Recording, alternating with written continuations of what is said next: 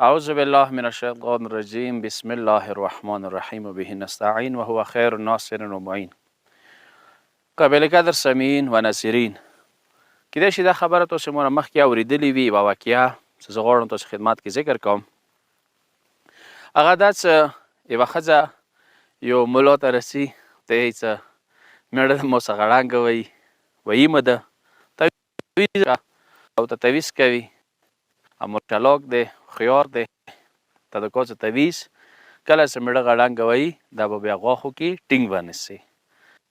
بس همدغه عمل وکړو، ډېر ښکلی تویز و، اثار یې وکړو، مېړه سره ډېر ښکلی خوشرویه دی، ښه زندګي شروع دی موږ خونې کې.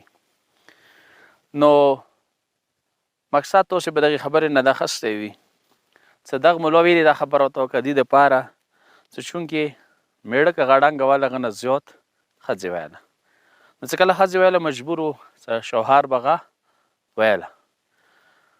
نو ما مخکې کلیپونو کې عرض کړی دی، یو جهنم هغه دی چې خدای وند عالم ورځې قیامت حساب کتاب نه بعد به خلصوي، و یو بهشت چې او اسمان نه پاس دی هغه هم ورځې قیامت حساب کتاب نه بعد دی.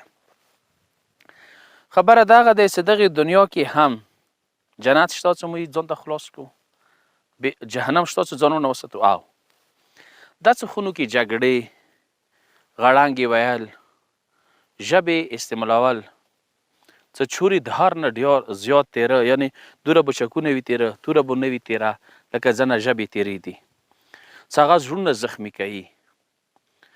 کسه خورې یا مورې تا ته پروردګار یو عزت ډېر کړی دی، یو کرم یې ډېر کړی دی، یو لطف خدای درنې کړی دی، ښځې شکل کې ښکلی لباس ته اغوستولی دی، میړه عزت یې تا لاس کې دی، ټیک دی هغه بهر نه راغللو، هغه غوسه دی، سخته به شوی دی.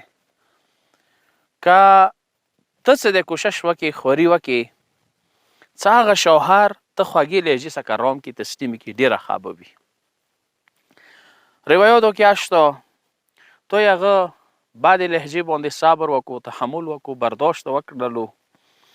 بیبي آسیا سلام الله علیها څه وړه بیبي نه دی، پروردګار قرآن کې هغه ذکر کوي، څلور بیبیان کائنات کې دغې کې آسیا بیبي دی، مغې سره به تا اجر برابر وي. وایي هغه چې کوم جنت دی قرآن مجید کې شته چې هغه خدای سره نږدې جنت دی، آخري منزلو ته رسېدلی دی. که غواړې ته هغه بهشت ته ځان ورسوي، د قبر فشار، د قبر تیاره، د برزخ طولني فراز و نشیب باندې مشتمل سفر، هغه نه محفوظه پاتې شي. د قیامت ورځې سخت مواقف دي څه 50,000 کاله یوه ورځ دی، یو موقف 1000 کاله دی، دغو نه ارامې سره وځي، ریلیکس پل صراط نه پرې کېدله تا ته ډېر اسانه شي.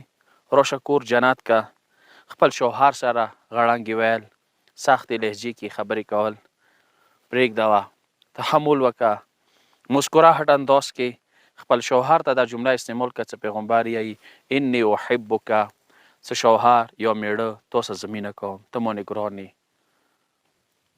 اتا وجود اما زړه کې دی. دا الفاظ ډېر خوږه دي. یو شوهر دغه حده پورې رسي چې هغه یې څه خونه ما جهنم دی، نه نوځم خونې ته، نه نوځم دغې خونې ته، خونې نه ما توبه شوي دی، استغفار کوم دغې خونې نه، فرار ته تیار شوی دی. ویلې هغه ښځه تیزه لهجه، او بیا هغه یې چې هغه تعلیم یا کړی دی، یا هغه بي ایس کړی دی، یا ایم ای کړی دی، یا ایم فیل یې کړی دی، یا سره ډګری دی. ټیک دی خورې تا تعلیم تیز دی، تا پلار خونې کې ډېره ښه زندګي کړې دی، خو که ته دغه شوهر تحویل کې واخلې، دی ته هر څه دی، دی ته سرپرست دی، ته اوس هغه خونه خپل ځای کې دغسې ته یوه رشته دی، چې هلته والدین دي، هلته ته وړونه دي، هلته ته خویندې دي، هلته د مور دی. خو نه، دا خونه ډېره زوروره خونه دی. ویلې الرجال قوامون علی النساء، شوهر یې تا سرپرست دی، هغه ته عزت ورکوله، هغه ته زینت ورکوله، هغه ته ریسپیکټ ورکوله، هغه ته عزت ورکوله، خور هغه یې تا لاس کې دی. هر څوی د خپله خونه جنت کو، بهشت کو. څه دغې ژبې نه یعنې ډېره بده خبره ده چې اواز درېیمې خونې ته رسېږي، ورمن زینب سلام الله علیها بیبی په باره کې یحیی مزنی ظاهرا یایي چې مو بني هاشم محلي کې اوسېدلو. ما د ورمن زینب اسک آواز چې تا څو کالو کې چې زالته اوسېدلی ما نه دی اورېدلی. دھیمې لهجه، نارمل لهجه، اسلامي لهجه، قرآني لهجه د شوهر ته پکار دی، دا هغې ښځې ته پکار دی. خو داسې شوي دي چې مثلا شوهر دویم واده کړی دی، بیا هغه زمن یې دغسې ونیپڅولی دي، هغه زوی پڅېږي، بیا هغه پلور نه ډاس کوي. ولې؟ بیا هغه بېلتون ته ځي. خبره پکار دی هر څوی شوهر هغه یا نرمه لهجه، هغه یا خوږه لهجه، د محبت لهجه اپنو کی، د شریعت لهجه. که چیرې هغه شوهر خوږې لهجې سره خپلې ښځې سره خبرې وکړلې، د محبت لهجې سره د هغه بده لهجه یې تحمل برداشت کړله، حضرت ایوب پیغمبر څخه ته خدای یو مقام کړی دی، دا شوهر به هغه سره درجې کې برابر وي. که هغې ښځې تحمل وکړو اسیا بیبي سره پیغمبر اردو ته ویلي دي، شوهر ته ویلي دي چې ښځې ته وایه چې ته مونې ګرانه یې، تو سره یې مینه دی. ښځې ته ویلي چې ته شوهر ته وایه چې ته یې زړه کې ځای لرې، مونې ګرانې. دغه د محبت لهجه که مو اپنو کړله، دغه کور جنت شولو. هغه جنت نه مخکې یو جنت هلته درته میلاو شو. که چیرې دا مو اپنو نه کړلو، هغه جهنم نه مخکې یو جهنم مو ځان ته خپل کور کې هم کلاو کړلو.